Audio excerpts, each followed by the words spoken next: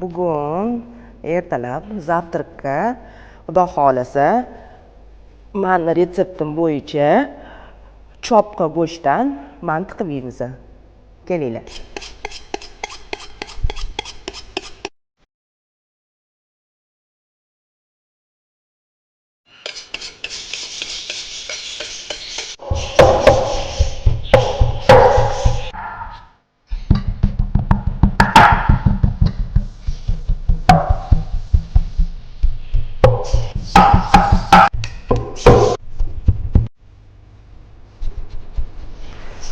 Endi современный tilda aytganda qo'ldan chiqqan qiyma, мясорубкasiz qiymani chopib mana qildik mana.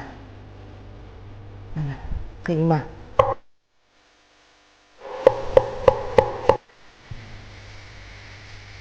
Endi tabga ko'ra ziravorlarni solamiz. Zira, murchkashnik va tuz. Endi uy uchun, o'zimiz uchun tayyorlaganimiz uchun ma'qulda aralashtiraveraman. Endi gal xamirimni endi yoyib olaman xudo xolasa.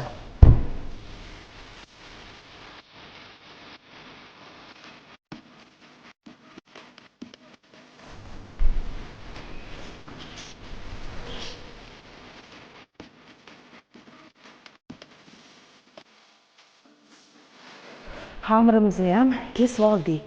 Endi tugamiz.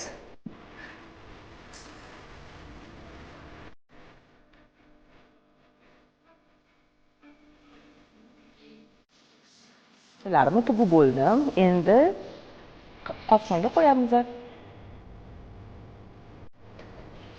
Endi 40 minutda pishadi, xudo xolasa. Mantimiz pishdi.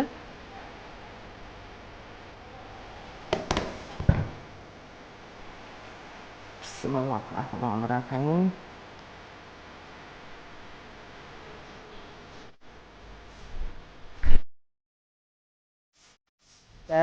Bismillahirrohmanirrohim. Hozir birinchi o'chiribdi.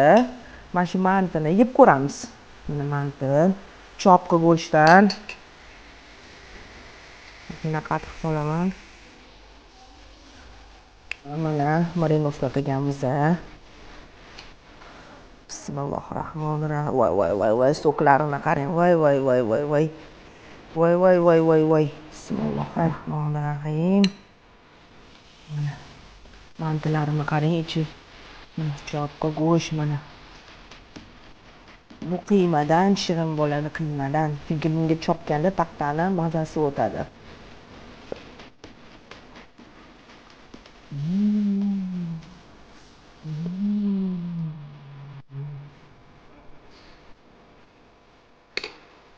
Kelinglar.